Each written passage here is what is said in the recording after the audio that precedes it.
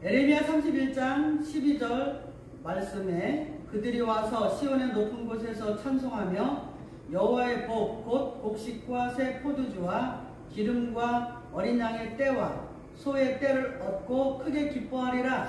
그 심령은 물된 동산 같겠고 다시는 근심이 없으리로다 할지어다. 아멘. 오늘은요 재물의 은사에 대해서 배우도록 하겠습니다. 중심 주제 명제 재물의 은사는 하나님께서 주시는 육적인 축복의 은사입니다. 적용 목적 재물의 은사를 주신 것은 하나님 나라의 확장을 위하여 주신 것입니다. 인간이 살아가면서 필요한 것이 의식주입니다. 이런 기초적인 문제가 해결되지 않으면 이 세상에서 살아가는 데 힘이 듭니다. 사람들이 살고 있는 세상에 들어가면 모두가 먹고 사는 문제 때문에 고민을 하고 있습니다. 이 세상에 온 순간부터 우리는 생명을 유지해 나가기 위해서 먹고 사는 문제를 간과할 수 없다는 것이죠. 그래서 하나님께서는 구원받은 백성들에게도 먹고 사는 문제들을 해결해 주시는 것입니다. 이것이 하나님이 주시는 재물의 은사입니다. 아멘. 어떤 사람은 열심히 인생을 살면서 사업도 하고 직장에서 일하지만 재물을 얼마 벌지 못하는 사람이 있습니다. 그런데 어떤 사람은 재물이 많이 들어와서 많은 재력을 소유하는 사람도 있습니다. 그래서 이런 사람들은 하늘에서 낸 부자라고 말하기도 합니다. 그런데 이것이 성경에서도 나타나고 있습니다. 하나님께서 많은 재물을 주셨을 때에 사람들이 많은 복을 받게 됩니다. 그래서 내가 열심히 노력하는 것도 중요하지만 하나님께서 내가 하는 사업에 복을 주시고 직장에 복을 주실 때에 재물의 복을 받게 되는 것입니다. 우리가 오늘 말씀을 통해서 재물의 은사를 받아 하나님께 영광이 되고 나는 이 세상에서 누리는 축복받는 자가 되어야 합니다. 내가 이 세상을 살아가면서 얻는 큰 재물은 하나님께서 주시는 은사라는 것을 기억해야 합니다. 내가 열심히 일했다고 해서 큰 재물을 얻는 것이 아니기 때문입니다. 신명기 8장 18절 말씀에요. 내 하나님 여호와를 기억하라. 그가 내게 재물 얻을 능력을 주셨음이라. 이같이 하시면 내 조상들에게 맹세하신 언약을 오늘과 같이 이루려 하심이니라. 아멘. 하나님께서는 너에게 큰 재물을 얻을 능력을 주셨음을 기억하라고 말씀하십니다. 이같이 하시면 이스라엘 백성들의 그 조상들에게 맹세하신 언약을 오늘과 같이 이루려 하심이라고 말씀하십니다. 그렇다면 우리들도 영적 이스라엘 백성들입니다. 예수 그리스도를 통하여 구원을 받은 우리들은 이스라엘 백성들입니다. 우리들도 하나님께서 오늘날 재물을 얻을 능력을 주셨다는 것을 기억해야 합니다. 재물, 하일, 힘, 능력, 부, 재산이란 뜻인데요. 힐에서 왔어요. 상고를 당하다, 출산하다, 춤추다, 고통받다라는 뜻에서 유래되었습니다. 재물, 하나님께서 주시는 재물 얻을 능력을 기억하라는 것이 어떤 의미입니까? 사람들은 남들이 돈을 벌면 쉽게 번 줄을 생각합니다. 하지만 아담 이후에 죄를 지은 인간은 고통 없이 재물을 얻을 수가 없게 됐습니다. 세상에서 땀을 흘려야만이 재물을 얻게 되죠. 그런데 세상의 사람들도 많은 부를 얻고 사는데 그리스도인들이 부를 얻지 못하면 안 되는 것입니다. 이것은 하나님께서 주시는 은사이기 때문입니다.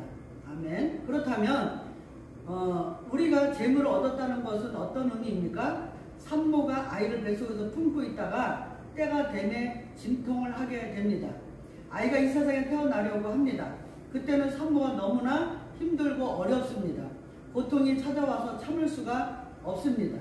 그런데 이 짧은 순간을 이기고 나니까 생명이 탄생되는 것입니다. 출산의 기쁨을 맛보고 기뻐서 춤을 추게 되는 것입니다. 재물의 은사도 마찬가지입니다. 우리가 하나님의 십자가 복음의 말씀으로 거듭난 사람이라면 하나님의 언약의 말씀을 가슴에 품고 있는 것입니다. 이 약속의 말씀이 성장하여 때가 되면 산모가 출산을 하듯이 고통이 찾아올 때가 있습니다. 이것이 연단입니다. 하나님께서 재물을 주셔도 함부로 쓰지 않고 타락의 길로 가지 않는지를 시험하시는 것입니다. 이것이 끝나면 하나님께서 엄청난 기쁨의 재물들을 허락하여 주셔서 기쁨으로 즐거움으로 채워주시는 것입니다. 이것이 재물의 은사입니다. 그러니 내가 하나님의 언약의 말씀을 믿음으로 품고 있어야 합니다. 아멘. 재물 얻을 능력은 하나님께서 약속하신 맹세이기 때문에 언약이죠. 영적 이스라엘 백성들은 예수 그리스도의 십자가 복음 안에서 믿음으로 받으면 됩니다. 아멘. 힘과 능력, 부, 재산이란 뜻이라고 했습니다. 전도서 5장 19절 또한 어떤 사람에게든지 하나님의 재물과 부요를 그에게 주사 능히 누리게 하시며 제 몫을 받아 수고함으로 즐거워하게 하신 것은 하나님의 선물이라. 재물의 은사는 하나님의 선물입니다. 어떤 사람에게든지 하나님이 재물과 부요를 주셔서 능히 누리게 하시는 것입니다. 그리고 자신이 수고한 대로 제 몫을 받아 즐거워하게 하신 것입니다. 그렇다면 내가 열심히 내 방식대로 사업을 하고 내 뜻대로 한다고 해서 무조건 부자가 되는 것이 아닙니다. 구원받은 백성들은 하나님의 뜻을 따라 사업을 하고 하나님의 뜻에 맞게 일을 해야 합니다. 그래서 먼저는 하나님이 기쁨이 되는 것이 중요합니다. 그럴 때에 재물의 복을 선물로 주시는 것입니다. 여기서 재물 할 때 오세르, 부, 재물, 재산, 부귀, 아사르에서 왔어요. 번영하다, 풍부하다, 윤택하다, 부유하다는 뜻에서 유래되었습니다. 그래서 여기서 하나님께서 재물의 은사를 주시니까 재물이 날마다 모아져서 번성하는 복을 받게 되는 것입니다. 그리고 가정에는 재물이 풍부해지니 자연스럽게 삶이 윤택하게 되고 자녀에게 많은 혜택을 주게 되고 자신에게도 많은 부유함을 누리게 되는 것입니다. 그런데 이 모든 것이 내 힘으로 된 것이 아니라 하나님의 선물이라는 사실을 잊어서는 안 됩니다. 그래서 교만해지지 않게 되는 것이죠. 하나님께서 주신 선물이기 때문에 교만해지지 않게 되는 것입니다. 내가 현재 누리고 있는 부유함이 내가 이룬 것이라고 생각하여 교만해지면 하나님께서 모든 부유와 풍요함을 가져가십니다. 그 대표적인 인물이 느부갈네살입니다. 어느 날 왕궁에 올라가서 자신의 나라를 보니 교만함이 생겼습니다. 그리고 이 모든 것이 자신이 이루었다고 교만해지자 하나님께서는 느부갈네살 왕을 가장 밑바닥으로 떨어뜨려서 정신병에 걸리게 하셨습니다. 현재 우리들이 재물의 복을 받았다면 자만과 오만에 빠지지 말아야 합니다. 이 모든 것은 하나님께서 나에게 주신 선물이기 때문입니다. 이 느부갈네살을 말씀하니까 제가 생각나는 게 있는데요. 제가 20년 전에 사업을 했을 때 엄청나게 하나님이 축복을 해주셨어요. 사업이 잘 돼. 근데 복이 들어오려니까 다툴 일, 싸울 일이 생겼어요. 근데 싸우니까 사단이 다 뺏어갔어요. 그 사업장이 불이 날 때 제가 하나님 주신 분도 하나님, 걷어가시는 분도 하나님이네. 욥처럼 그런 고백을 했어요.